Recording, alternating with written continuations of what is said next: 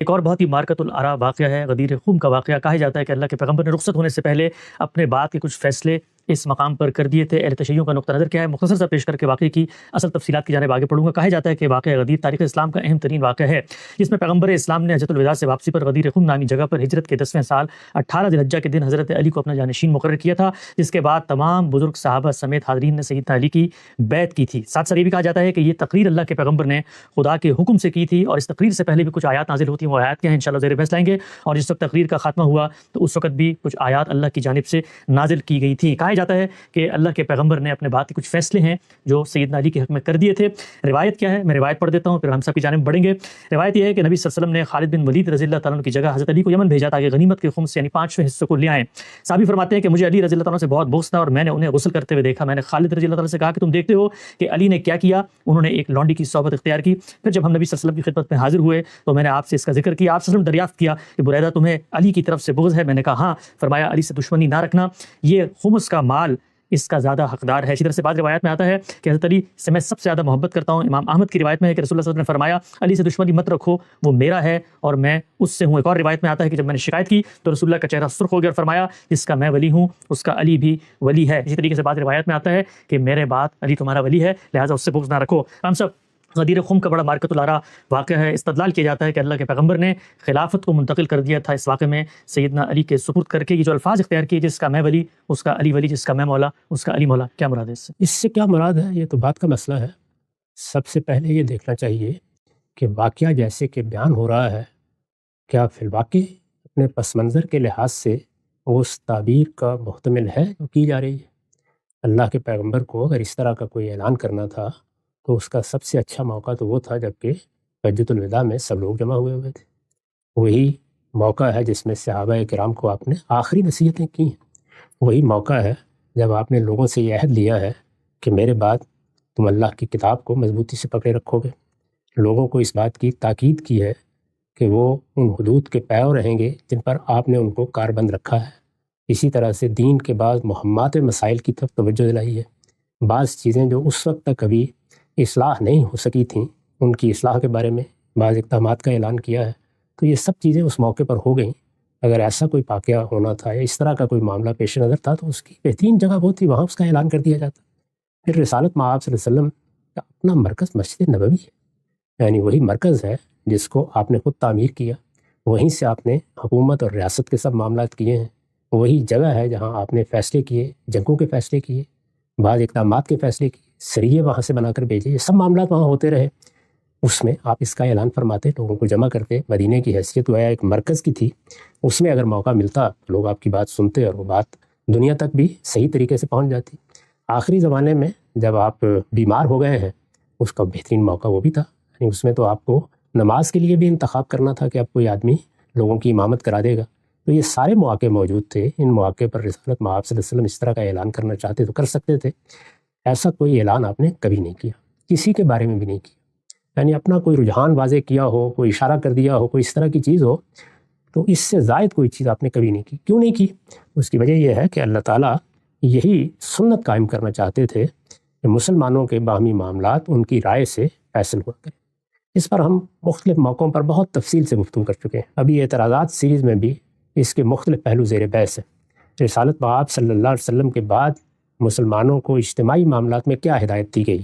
قرآن مجید ہمارے لیے ہدایت کی آخری کتاب ہے۔ اس میں یہ بتا دیا گیا ہے کہ امرہم شورا بینہم، مسلمانوں کے تمام اجتماعی معاملات میں لوگوں کی رائے سے فیصلہ ہو جائے گا۔ ریاست، حکومت، اس سے نیچے کے معاملات، مسلمانوں کے کمیونٹی کے معاملات، معاشرے کے معاملات، ان کی مجالس کے معاملات، جہاں کہیں بھی نظم اجتماعی کے بارے میں کوئی ہدایت دی گئی ہے، وہاں اللہ تعالیٰ کی ہدایت قرآن مجید میں انہی الفاظ میں بیان کر دی گئی ہے کہ امرہم شورا بینہم، یعنی تمہارے اس طرح کے سب معاملات کے فیصلے باہمی مشورے سے، باہمی رائے سے ہوں گے۔ جب یہ اصول موجود ہے تو ظاہر ہے اس اصول کے مطابق مسلمانوں کو موقع ملنا چاہیے کہ وہ رسالت مآب صلی اللہ علیہ وسلم کے بعد حکمرانی میں جانشین منتخب کرنے کے لیے، رسالت کی جانشینی کا تو کوئی سوال نہیں تھا، رسالت بھی ختم ہو گئی، نبوت بھی ختم ہو گئی، لیکن رسالت مآب صلی اللہ علیہ وسلم حکمران کی حیثیت سے بھی ذمہ داریاں انجام دے رہے تھے۔ مسلمانوں کا جو اجتماعی نظم تھا اس کی ذمہ داری بھی آپ کے پاس تھی، اس میں آپ کا کسی جانشین کا انتخاب ناگزیر تھا۔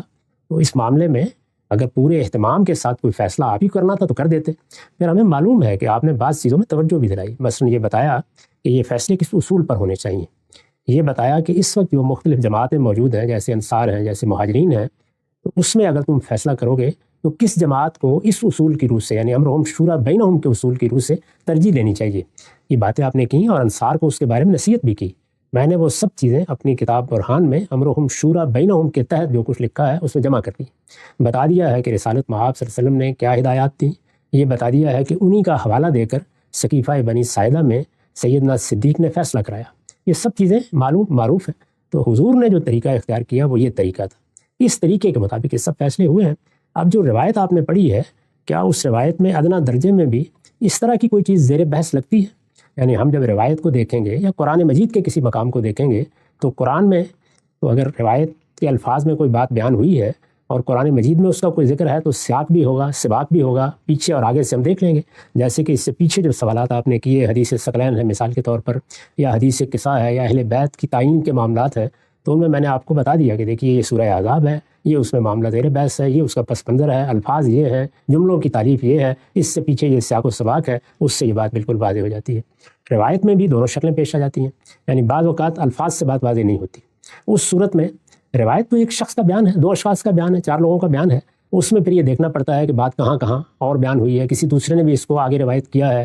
اس میں کچھ چیزیں ایسی تو نہیں کہ جو لوگوں نے حذف کر دی ہیں. دین کے مجموعی معاملات کیا ہیں، مجموعی نظم کیا ہے، قرآن مجید کی ہدایت کیا ہے، اس میں رکھ کے اس کو دیکھا جائے.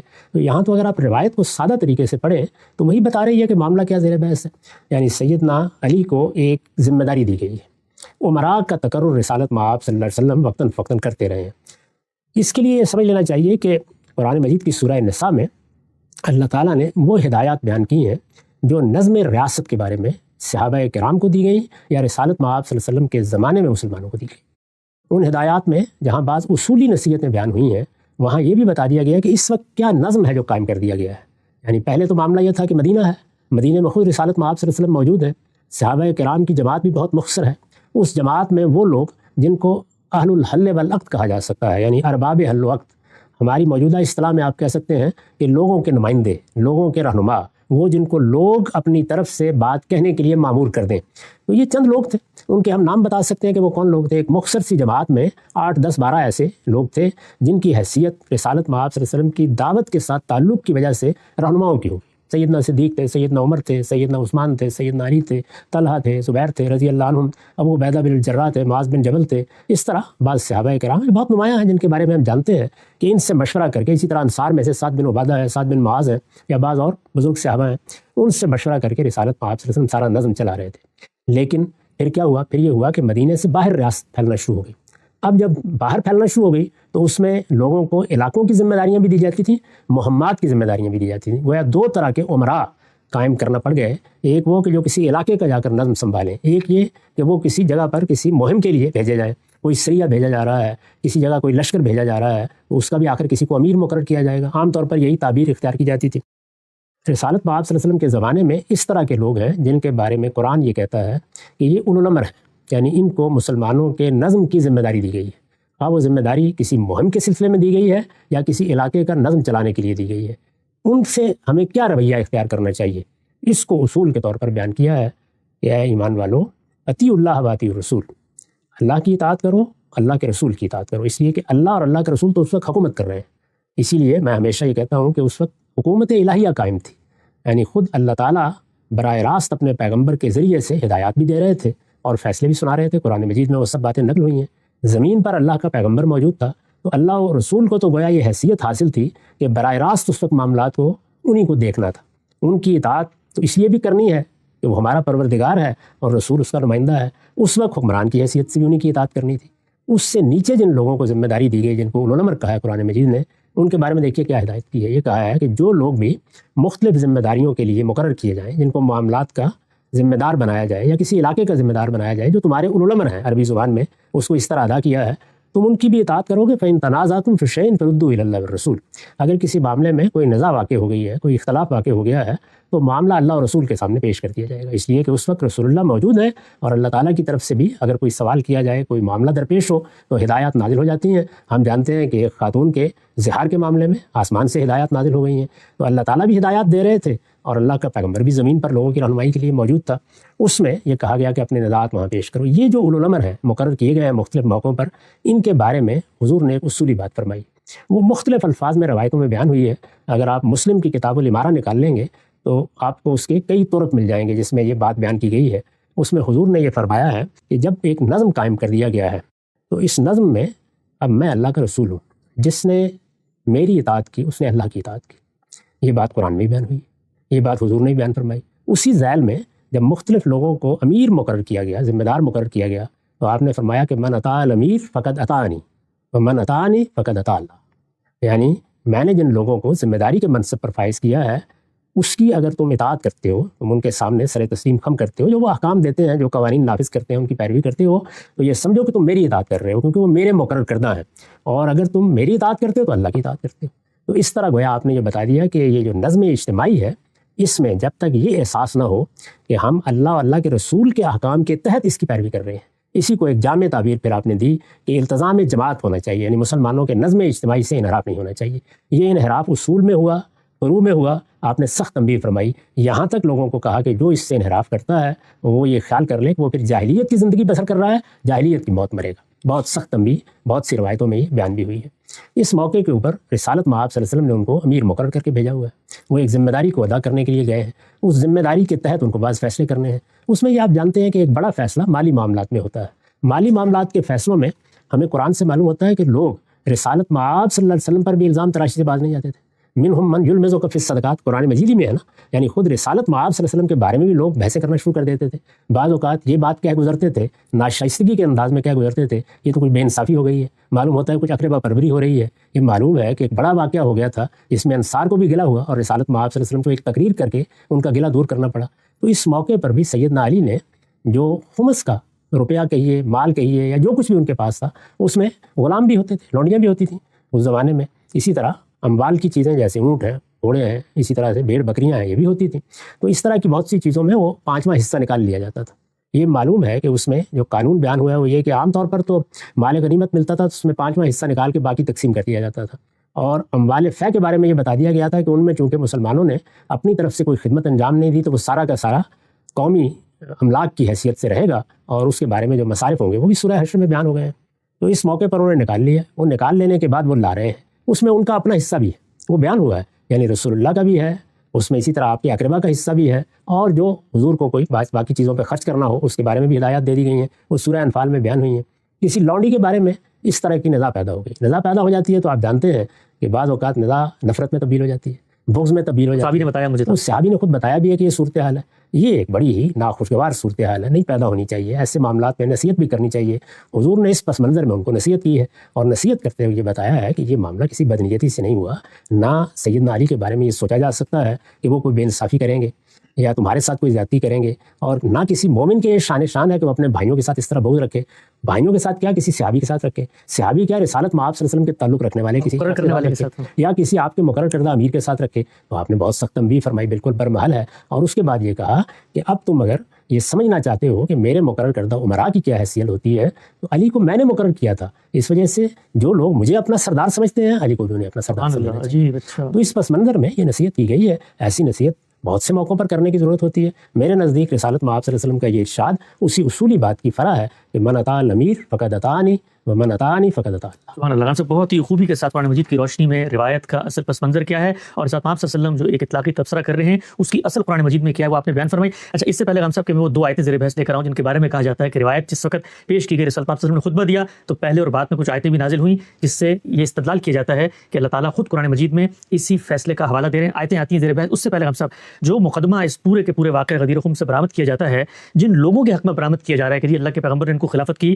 جانشینی پر اور اس جگہ پر فائز کر دیا ہے، جس وقت اللہ کے پیغمبر رخصت ہوئے، سیدنا ابوبکر کے بارے میں فیصلہ ہوا، علائمۃ من قریش کی روایت ہے، تو جن کے بارے میں مقرر کیا ہے اور کہا جاتا ہے کہ صحابہ نے بیعت کر لی تھی، تو سب سے پہلے تو ان کو اس موقع پہ بڑھ کے کہنا چاہیے تھا کہ یہ آپ لوگ کیوں بیٹھ گئے جی فیصلہ کرنے کے لیے، اس لیے غدیر خم میں تو فیصلہ ہو چکا تھا، تو سیدنا علی نے تو روایت کبھی پیش نہیں کی۔ ایسا کبھی ہوا نہیں، نہ انہوں نے اپنے آپ کو اس حیثیت سے پیش کیا، نہ اپنا استحقاق کبھی اس حوالے سے منوانا چاہا۔ سارے آپ ذخیرہ روایات کو دیکھ جائیے، تاریخ کو دیکھ جائیے، وہاں پہ یہ کشمکش موجود ہی نہیں ہے۔ لیکن جہاں پر بھی کچھ عمارت کے فیصلے ہوں گے وہاں میں یہ سمجھ سکتا ہوں کہ میں اس خدمت کو زیادہ بہتر طریقے سے انجام دے سکتا ہوں، آپ یہ سمجھ سکتے ہیں کہ آپ بہتر طریقے سے انجام دے سکتے ہیں۔ اس لیے سیدنا علی کے دل میں، کسی اور صحابی کے دل میں ایسا کوئی خیال رہا ہو یا اس نے کبھی اس کا کوئی اظہار بھی کیا ہو تو یہ کوئی ایسی قابل اعتراض بات نہیں ہے، لیکن رسالت میں آپ صلی اللہ علیہ وسلم نے فیصلہ کر دیا ہے، اس فیصلے کو فیصلے کی حیثیت سے پیش کیا جائے، ایسا کوئی واقعہ کبھی پیش ہی نہیں آیا۔ بالکل واضح ہو گیا۔ وہ 2 آیات کون سی ہیں جو اس واقعے کے ساتھ جوڑ کر بیان کی جاتی ہیں؟ پہلی آیت یہ کہا جاتا ہے کہ نازل ہوئی واقعے سے پہلے آیت کے الفاظ ہی ہیں کہ ان کی پرواہ نہ کرو اے پیغمبر، اور جو کچھ تمہارے پروردگار کی طرف سے تم پر نازل کیا گیا ہے وہ انہیں پہنچا دو جس طرح کے پہنچانے کا حق ہے۔ کہا جاتا ہے کہ پہنچانے کی کیا بات تھی؟ وہ یہ تھی کہ رسالت میں آپ صلی اللہ علیہ وسلم نے جو غدیر خم پہ خطبہ دیا، اللہ اس کو پہنچانے کی بات کر رہا ہے۔ ہم سب اس آیت میں کیا اسی کی بات ہو رہی ہے؟ اس آیت میں کس کی بات ہو رہی ہے یہ آیت بتائے گی، یہ میں باہر سے کیسے بتا سکتا ہوں، کوئی اور کیسے بتا سکتا ہے؟ تو قرآن مجید میں اس آیت کو نکالیے اور آگے تک پڑھتے چلے جائیے، جو بات پہنچانی ہے وہ آگے بیان ہوئی۔ اچھا، اور وہ کوئی ایک جگہ بیان نہیں ہوئی بلکہ مسلسل بیان ہوئی ہے، اس میں آیات پر آیات ہیں، آگے کافی دیر تک اللہ تعالیٰ نے اسی میسج کو بیان کیا ہے اور یہ بتایا ہے کہ اس وقت یہ یہود و نصارہ کے ساتھ معاملہ درپیش ہے۔ ان لوگوں نے یہ بدقسمتی سے رائے قائم کر رکھی ہوئی ہے کہ یہ خدا کی کوئی چہیتی امت ہے، انہوں نے تورات کو چھوڑ دیا، انجیل کو چھوڑ دیا، اللہ کی کتابوں پر عمل کرنے سے گریزاں ہو گئے۔ ان کو پوری طرح بتا دیا جائے کہ اللہ کے ہاں ان کی کوئی حیثیت نہیں ہے جب تک یہ تورات و انجیل کی اقامت نہیں کرتے۔ یہ اصل میں وہ بات ہے جو آخری درجے میں آگے کہی گئی ہے، اسی کے بارے میں یہ فرمایا ہے کہ یہ پیغام پہنچا دیا جائے۔ قرآن مجید منتشر اقوال کا مجموعہ نہیں ہے کہ آپ اس کی کوئی آیت پکڑیں اور جہاں سے چاہیں ایک قصہ لے کر آئیں اور اس کے ساتھ اس کو جوڑ دیں۔ اس نے کوئی بات کہی ہے تو اس کا سیاق دیکھیں گے، اس کا سباق دیکھیں گے، آگے پورا ایک خطبہ ہے جس کو قرآن نے نقل کیا ہے، وہ پیغام ہے جس کے پہنچانے کے بارے میں کہا ہے کہ بے کم اوقات پہنچا دیا جائے، کسی مخالفت کی پرواہ نہ کی جائے۔ اب یہود و نصارہ کی یہ بات کہ ہمارے ساتھ بھی کوئی معاملہ کر لیا جائے، ہماری بھی حیثیت تسلیم کر لی جائے، اس کا کوئی امکان نہیں ہے۔ صاف صاف کہہ دیا جائے کہ جو اللہ تعالیٰ نے اپنی کتابوں میں ہدایت کی ہے اس کی اقامت کرو گے تو اللہ کے حاضر پاؤ گے اور ہم بھی تمہیں قبول کریں گے، نہیں کرو گے تو تمہارے درمیان فراق ہے۔ یہ بات ہے پوری پہنچانے کے لیے کہا گیا۔ اس کا کیا تعلق ہے ان واقعات سے؟ اس طرح کی باتیں قرآن مجید کے باہر سے لانا، اس میں داخل کرنا، یہ بجائے خود اللہ کی کتاب کو نہ ماننے کے مترادف۔ واضح ہو گیا۔ اچھا، ہم سب کہا جاتا ہے کہ جس وقت اللہ کے پیغمبر نے خطبہ دیا اور یہ بات پہنچا دی، اس کے بعد یہ آیات نازل ہوئیں، یہ بھی سورہ مائدہ ہی کی آیات ہیں۔ اس میں فرمایا گیا ہے تمہارے دین کو آج تمہارے لیے پورا کر دیا گیا ہے اور تم پر اپنی نعمت تمام کر دی گئی ہے اور تمہارے لیے دین کی حیثیت سے اسلام کو پسند کیا گیا۔ گویا استدلال یہ کیا جاتا ہے کہ اللہ کے پیغمبر نے جب آخری فیصلہ کر دیا اس کے بعد اللہ نے یہ حکم نازل کیا کہ اب دین مکمل ہو گیا ہے۔ گویا آخری فیصلہ یہی تھا کہ سیدنا علی کو جانشین بنا دیا جائے، اور غدیر خم کے موقع پہ یہ الیوم اکملت لکم دینکم والی آیت نازل ہوئی۔ یہاں آپ کوئی داستان سنا سکتے ہیں لیکن وہ سب داستانیں باہر کی داستانیں ہیں۔ سورہ مائدہ کی آیات ہے، سورہ مائدہ کو سادہ ترجمہ سامنے رکھیے، پڑھتے چلے جائیے، اس میں بالکل ٹھیک مقام پر یہ آیات آئی ہیں اور اپنے سیاق و سباق میں آئی ہیں۔ وہاں یہ بتایا جا رہا ہے کہ دین کے احکام پورے ہو گئے ہیں، جن چیزوں کی وضاحت مطلوب تھی وہ کر دی گئی ہے، شریعت کا کوئی پہلو ایسا نہیں رہا جس میں اب کوئی ابہام ہو۔ اب ہم یہ اعلان کر رہے ہیں کہ ہم نے پہلی وحی سے جو دین دینا شروع کیا تھا وہ پایہ تکمیل کو پہنچ گیا ہے، اللہ کی نعمت تمام ہو گئی ہے اور اللہ نے اسلام کو تمہارے دین کے لیے پسند کیا ہے۔ تو رضیت لکم الاسلام دینا کے الفاظ خود بتا رہے ہیں کہ وہ کیا چیز ہے جو اللہ اس موقع پر دے رہے ہیں۔ اس کے بعد پھر فرمایا ہے کہ اب آخری اعلان بھی کر دیا جائے کہ یہود و نصارہ کے ساتھ دین کے معاملے میں کوئی مسالت نہیں ہو سکتی۔ اگر ان کو حق کو اختیار کرنا ہے تو بے کم اوقات اختیار کریں، ان تک یہ بات پہنچا دی جائے۔ اس سیاق و سباق میں یہ ساری بات کہی گئی ہے، جس کا جی چاہے اس کو وہاں پڑھ لیں، آیت کو وہاں سے آپ نکال لیں، نکالنے کے بعد ایک قصہ خود تجویز فرمائیں، پھر اس کو آیت سے متعلق کر دیں۔ یہ کام تو وہی لوگ کر سکتے ہیں جو خدا کی بارگاہ میں بھی جسارت کرنا چاہتے ہوں، میں یہ جسارت نہیں کر سکتا۔ بالکل واضح ہو گیا غدیر خم کی اس پوری روایت کی حقیقت، پس منظر، اطلاقات کہتے ہیں قرآن مجید کی روشنی میں گاندھی صاحب کی حرکت میں جائزہ لیا۔ انشاءاللہ سلسلہ گفتگو کو آگے بڑھائیں گے، کچھ اور بھی پہلو ہیں جو اس پورے واقعات کے پس منظر میں پیش کی جاتے ہیں۔ زیر بحث آئیں گے، وقت یہاں پہ ختم ہوتا ہے، دوبارہ حاضر